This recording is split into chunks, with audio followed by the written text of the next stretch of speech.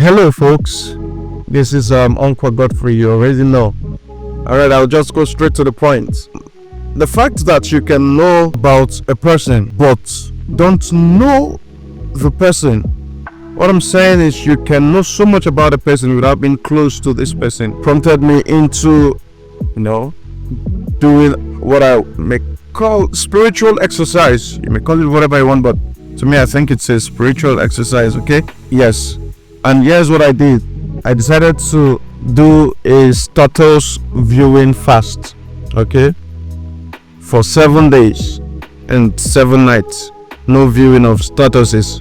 Even though it got funny at some point that I almost tapped and then realized immediately that, oh, you're not supposed to do that, okay?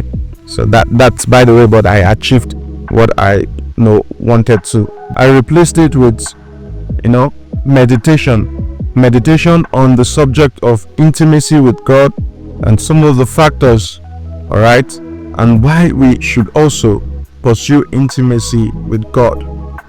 Now it's a personal research, I like to share because I believe there are people out there who may feel the same way I feel. So I just want to put these thoughts out there so that it can do well for all of us.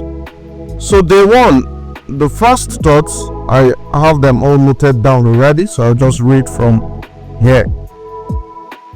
Day one, theology does not equate intimacy.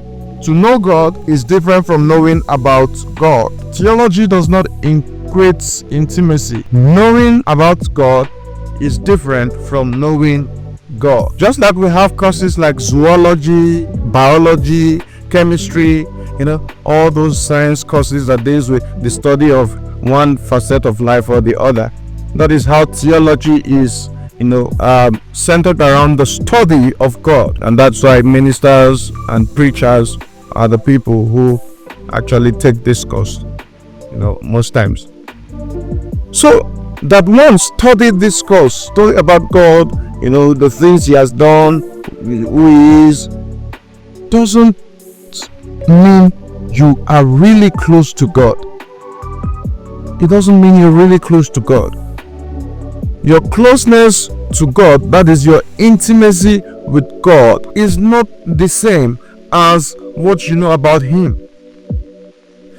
For instance, you may know the in and out of a celebrity's life, but you've never been close to this person. You've not encountered, you've not crossed paths. So that is how it is that we can know so much about God without knowing him. The bottom line is that try to know God as much as you know about him. Know him. Build a relationship, intimate relationship with him. So the second thought for the second day, because it's one thought per day.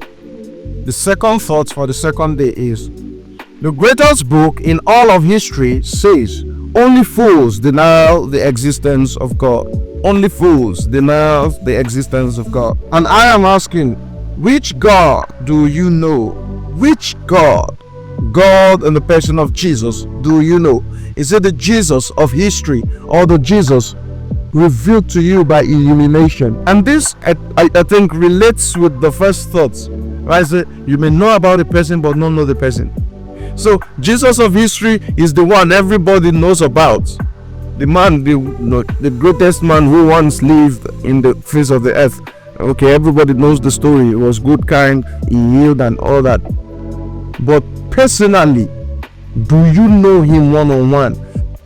Just like you may know me or know someone in life, we can build that level of relationship, that level of intimacy with him. Okay, so we should all look forward to Jesus Christ being revealed to us by spiritual illumination. Let the eyes of our spirit be lightened up so that we can know his personality. So we'll move to the next thought, which is the third thought for the third day. To understand life, you must understand its source. To understand the source, which is God, you need revelation in the knowledge of Him. I'll take it again. To understand life, you must understand its source. To understand the source of life, you need the spirit of wisdom and of revelation in the knowledge of Him. No man can know God without mingling of God's spirit with his own spirit. It is impossible to know God if God's spirit is not mingled with your spirit. And it is when His spirit mingles with your spirit that His spirit will now bring to you that wisdom and that knowledge, that understanding of who God is in person. If you meditate on this thought, I believe you'll find the revelation in it.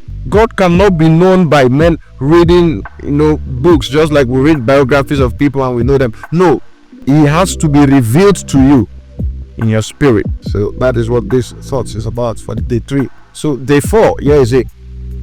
God is a spiritual deity. He can't be known with the brain.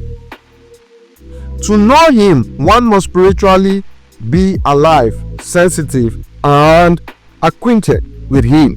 For you to know God, spiritually you must be alive, you must be sensitive, and you must be acquainted with God. There must be this familiarity between your spirit and His spirit, because God is spirit. You cannot relate with God in your natural self, in the material part of your being. This outer shell is the material part of our being. The 5 senses majorly. Okay? You don't use that to know God or relate to God. It is your spirit, your inner man, that you use to relate to God and use to know God. That is why that inner man must be sensitive. That inner man must be acquainted with God. And that inner man must be alive.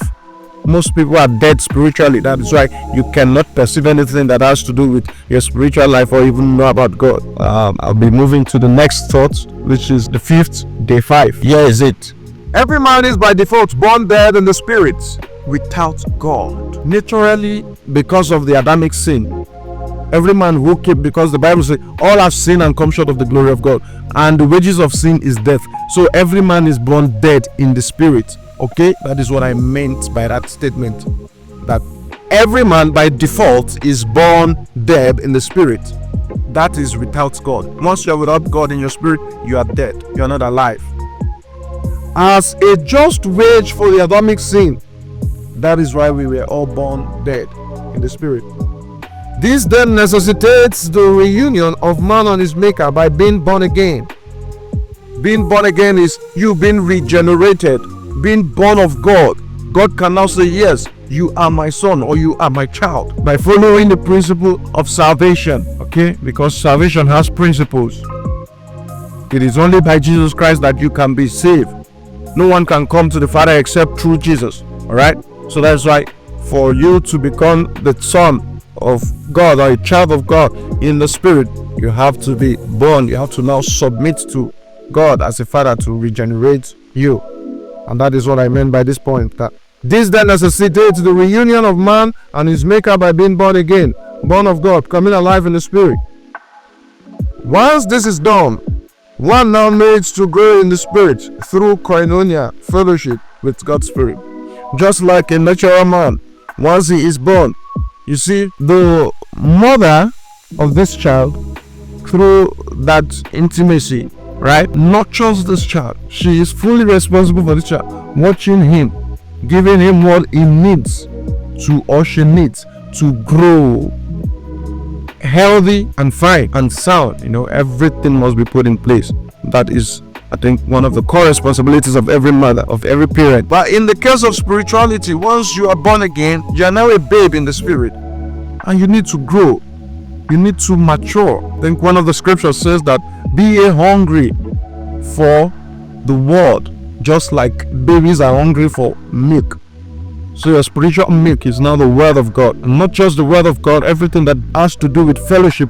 Where the word of God helps you also fellowship with God. So there is worship, there is prayers, and there are other things that you do to fellowship with God. It is in this way that you now grow, from one level in the spirit to the other. All right. Consequentially, your habitual fellowship results in intimacy with God. So as you consistently, fellowship with God, you become close. You become close. You keep getting closer and closer and closer and closer. It's of eternal importance to remain in your source, or else you will die, just like plants can't survive outside the soil. When God wanted to create plants, He spoke to the soil. When He wanted to create sea creatures and aquatic life, He spoke to the water bodies. But when He wanted to create man, He spoke to Himself. And you can see that once you take an aquatic animal out of the river or out of the water, it dies. It can't sustain for too long. Once you take plants out of the soil, it dies. It can't sustain for too long. The same thing, once you take man out of God, or any man that is living without God is dead already. So to stay alive in the spirit, you have to stay in God. Okay. Day 6. The purpose of every product is given by its manufacturer. If one don't know its maker, he can't know its purpose. The purpose of every product is given by its manufacturer. If one doesn't know his maker, he can't know his purpose. Period. You cannot define why you were created because you didn't create you. If you are a fashion designer, for instance, or a designer of any sort, you create that design to fulfill a purpose, to suit a function. And that is how God created you as a design in the human race, to suit a function. And it is only God that can make that function known to you. You cannot get it from anywhere else. That information is not at the disposal of anybody, no matter how brilliant or intelligent you are. It is only God, your maker, your manufacturer. That is why you need to build a level of intimacy with Him, for Him to now reveal to you your purpose in life. Because I believe one of the things everybody wants in this life is fulfillment, right? So, ignorance of your maker, God, implies that whatever knowledge of self that you have is at its best underestimate of your potential. No matter what you can do now, if it is outside God, if it is outside the relationship with God, you are under delivering. Yeah, you are not living to the fullness of your potential, because the fullness of your potential is in God. You cannot fulfill the fullness of your potential outside God. So that's the thoughts for day 6. That's why you need to be close to God, to know the things that you can do, that you should do, that will help you fulfill your unique purpose as designed by the Maker. And then thought 7 for the 7th day. Already, man, and man in this case is human race, not just man as in a single subject, but man representing the collective now, human race, was originally God's favorite by design. Of all His handiwork, of all that God made, of all that God created, man was God's favorite.